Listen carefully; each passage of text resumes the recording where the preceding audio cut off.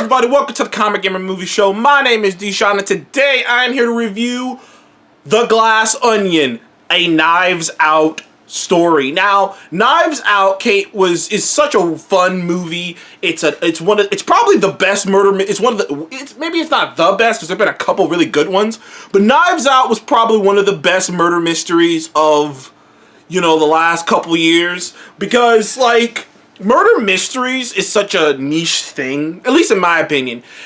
In terms of films, there's a lot of murder mystery shows. Obviously, there's a lot of syndicated murder mystery shows, a lot of murder mystery books, and I've always liked it.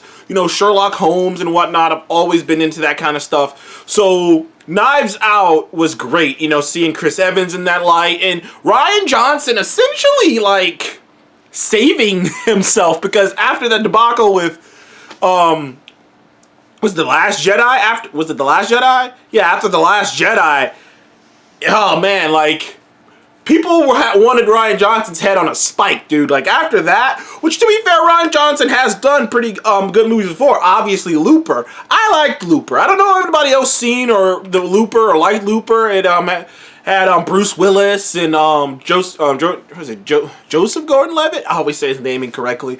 But it was a really good movie. Real time travel movie. It had really cool concepts and the idea that they were playing with. Very good movie, Looper. But Rian Johnson redeemed himself, or at least in my eyes, made me go, okay, maybe you should just stay away from Star Wars, because obviously you're a good director outside of this.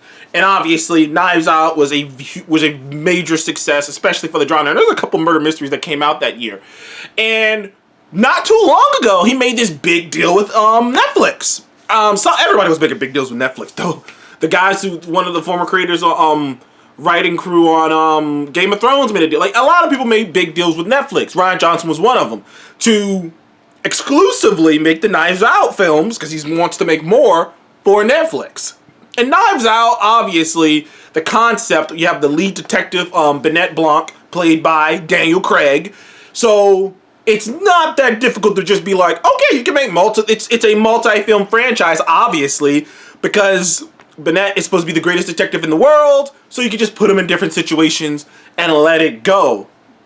And Rian Johnson in the original Knives Out showed that he can handle the red herrings, he can handle all these different things. But in this film, he takes it to the next level, because Knives Out was really just about a dysfunctional family. And one rich person, because really the rest of them weren't millionaires. It was the matriarchy, the grandfather of the family who had the millions. And he wasn't I don't want to count money here, but as far as millionaires go, he wasn't like J.K. Rowling's in the billions or anything. He wasn't balling because, he hadn't taken advantage of outside sources. But he had a lot of money for someone who just made a book and didn't get movies or anything. He had a lot of money. But the Glass Onion takes it to the next level, because it's about, story-wise, is this billionaire, super billionaire CEO, Miles, played by Edward Norton, wants to invite his friends, his millionaire rich friends, out to his private island to have a fun weekend and solve a murder mystery, his murder mystery. And for one reason or another, he also invites Blanc. He invites Blanc, and there's not a lot I could say without spoiling anything, except to say that this movie has more layers to it than the original Knives Out. It's more of a mystery, so to speak. And it being called The Glass Onion is a smart name, because the movie itself is like an onion. It really is. There's layers to it. There's layers to motivations. There's layers to what's going on. And I can't tell you what happens. Talking about murder mysteries are so tough. Reviewing a murder mystery anyways. Because you really can't talk about anything. All I can really tell you is Daniel Craig is back in glory playing LeBlanc. He's got that Kentucky Fried accent down to a T. And he's having fun. He's even having more fun here. And his version of, and his detective is such an interesting character, because there's this wholesomeness to him, but he's like got this intelligence to him. It's like, you know what it's like, sometimes, like, there was this, this is just me talking, there was this, sports guy on ESPN, I watch sports, you guys know that, and he has this thick, like, kind of Alabama accent, and you know, like, the thing, and he's like, a really smart dude. Like, he went to some big preppy college and he's got all these degrees and stuff. But when you hear his accent, you kind of just go, huh, really? This dude's a genius? This dude's smart? And that's what LeBlanc has. He is a genius. He is smart. He is a hell of a detective. I mean, he is so perceptive. He's like a Sherlock Holmes like character. But the thick accent and his wholesomeness and whatnot, which he does use on purpose to butter people up, to loosen people up, but his demeanor, his accent, how he is as a person, there's something a bit more warming about him. Most of the time when they have a detective, like a big detective, like even like Luther and the Luther Show with Idris Elba, or Sherlock Holmes, different detectives, no matter who you want to pick, most of the time the genius detective, the genius, whiz detective, he's a loner, or he's kind of depressing, or there's nothing very warming about him because he's always in his own head. Whereas Blanc is inviting. He's a warming presence. Like, he has this warmth to him, but he's also got that part of him that's obsessed with the game. Like, when you meet him at the beginning of the movie, like, clearly it's been some time since Knives Out, the events of Knives Out, and he's even done more stuff since then. They don't really mention the movie, the stuff that happened in that movie. Like, it's brought up, like, as far as I can remember, maybe once it's brought up, the events of Knives Out. Maybe one time they bring up other things he may have done since then.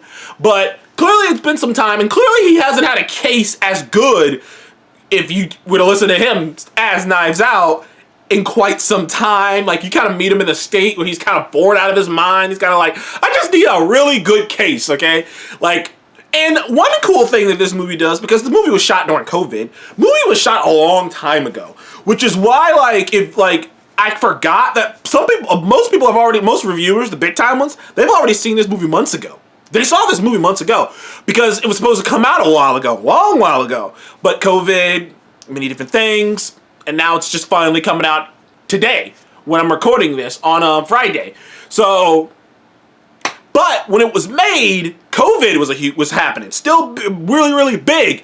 And they worked COVID into the script of the movie because it's particularly the first 30 minutes of the movie, they worked it into it with mentionings of staying in your house, the masks, even LeBlanc, like him being just stuck up in his house and losing his fucking mind. So he's like sitting in his tub with all these books and alcohol all over the place because he's just like, well, I can't leave, so I'd rather just sit here.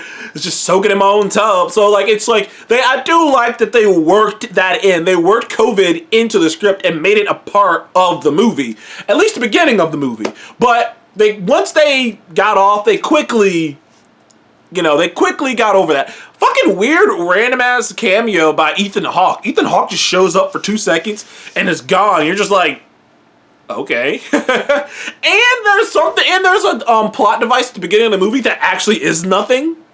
It was just they just written in an excuse so that they could not wear masks and whatnot, which is kind of funny to me that they had to go out of their way to write that into the movie so that they could just operate without the masks and whatnot. But I do like that they worked the mask into the movie and they worked the environment of COVID into the movie. But overall, this is probably a better mystery than the original Knives Out. It's a better mystery than the original Knives Out. It's a lot more unpredictable. I'll tell you right now, I don't want to spoil anything, but I'll tell you this. I didn't get it right the first time. I love going into a murder mystery, and what I do when I'm watching a murder mystery, all murder mysteries, is I start the movie off and I go, who do I think is the killer? Most of the time, they show the actual death, and it's just, death in the trailers. But the trailers are a little misleading. Not in terms of the contents of the trailer, but in terms of how the trailers are put out there. Because I was misled. I'm going to just tell you this. If you've seen the trailers, you'll be misled by the trailers. the movie will kind of point you in a direction. You won't even notice it's pointing you in this direction because you're thinking murder mystery, murder mystery, murder mystery. And then once stuff starts unfolding, you're like,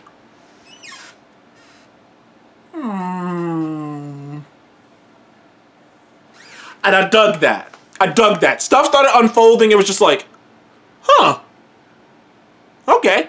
It ended up, and even in the ending, even how it wrapped itself up was one of those, huh. It's a pretty interesting way to go with it. Like, I didn't see it going that way. I didn't. So, by the end time that movie wrapped up, I was like, this was a fun movie. It was a fun movie. A lot of fun personalities, fun characters. Like every murder mystery should have. A lot of fun, interesting characters. Or, you know, just interesting characters in general. Glass Onion, to me at least, it's got a 9 out of 10. I loved it. Had a great time watching it. It was funny. I wanted to watch it. Like, I was like, oh, I'll probably watch first 30 minutes. End up watching the whole damn thing. Yeah, Knives Out. Man, I can't wait to see the next one whenever he comes out with it. I can't wait to see the next mystery. I can't wait to see Blanc come back. And you know, because Daniel Craig definitely found a nice role as this Kentucky fucking detective. The greatest detective in the world. Ah, that'd be cool. Anyways, thank you guys for joining the Comic Movie Show. Please like, subscribe. And have you seen Glass Onion on Netflix?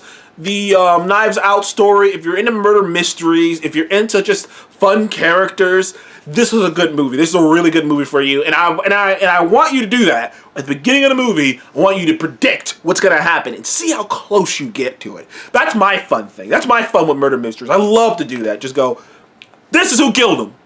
And by the time the movie wraps up, I'm either like murder on the Nile. I guessed that shit from the jump. Like that, at the beginning, baby. I was like, bam! She killed him, and she's working with him. Boom! Got that shit right off the bat. I was hyped. I was hyped. But I'll admit, Murder on the Orient Express, I did not see it going that way. Anyways, thank you guys again. I'll see you guys on the next one. Goodbye.